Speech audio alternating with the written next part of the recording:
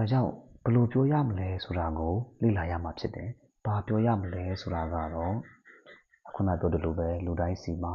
အနေနဲ့များတော့အကြောင်းအရာလေးတွေရှိမှာဖြစ်ပါတယ်။ဒီဟာတွေကိုဘယ်လိုပြောရမလဲအင်္ဂလိပ်လိုဘယ်လိုပြောထွက်ရမလဲဘယ်လိုပြော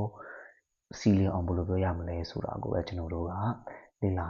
မှတ်သားရမှာဖြစ်တယ်။အဲ့ဒါကြောင့်မို့အခုဒီမှာဒီဝါကျတွေကိုအင်္ဂလိပ်လိုဘယ်လိုပြောမလဲဆိုတဲ့သင်ခန်းစာလေးကိုပြောချင်တာဖြစ်တယ်။ဒီဝါကျတွေက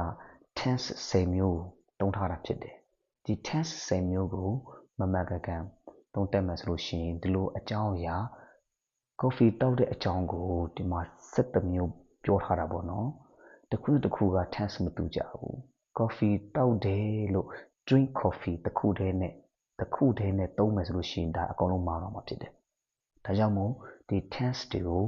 သိထားရမှာဖြစ်တယ်။အကြောင်းအရာကိုလိုက်ပြီးတော့ဒီ tense အရာကိုသုံးရမှာဖြစ်တယ်။ဥပမာအမှဒီအဖြေကိုနည်းနည်းတွက်ကြည့်မယ်ဆိုလို့ရှိရင်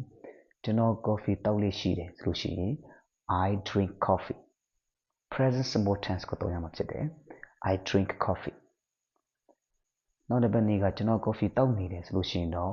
I'm drinking coffee အဲ့လိုပြောရမှာဖြစ်တယ်။ present continuous tense ပေါ့နော်။နောက်တစ်ပတ်3ကကျွန်တော် coffee တောက်ပြီးပြီဆိုရင် I have drunk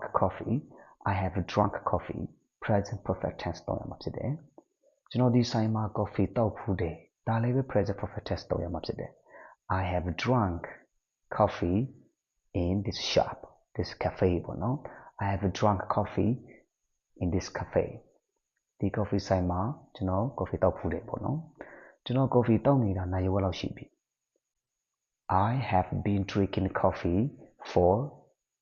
30 minutes ပေါ့နော်။ကျွန်တော် coffee တောက်ခဲ့တယ် I drank coffee ဒါ past simple tense ပေါ့နော်။အခုနံပါတ်5ကpresent perfect continuous ဖြစ်တယ်။နောက်တစ်ခုကတော့နံပါတ်9ပေါ့နော်။မနေ့ည9နာရီမှာငါ coffee တောက်နေခဲ့တာဖြစ်တယ်။ I was drinking coffee at 7 p.m. I was drinking coffee at 7 p.m. past continuous tense ဖြစ်တယ်ဒါကနော်။နောက်တစ်ခုကကျွန်တော် coffee တောက်ပြီးမှအိပ်ယာဝင်ခဲ့တာပါ။ After I had drunk coffee I went to bed ဒါတော့ past perfect tense ပါ past tense ရဲ့အရင်ပြီးသွားတဲ့ tense တစ်ခုကို past perfect tense နဲ့ပြောရတယ်ဆိုတဲ့ဟာပါအိပ်ယာမဝင်ခင်မှာလုပ်လိုက်တဲ့ဟာကို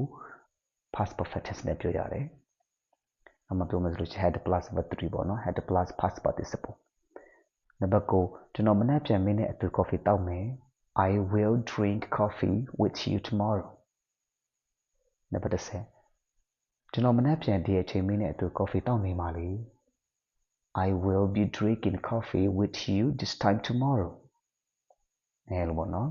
ဒါ future continuous tense ဖြစ်တဲ့နံပါတ်10ကနော်နံပါတ်11ကတော့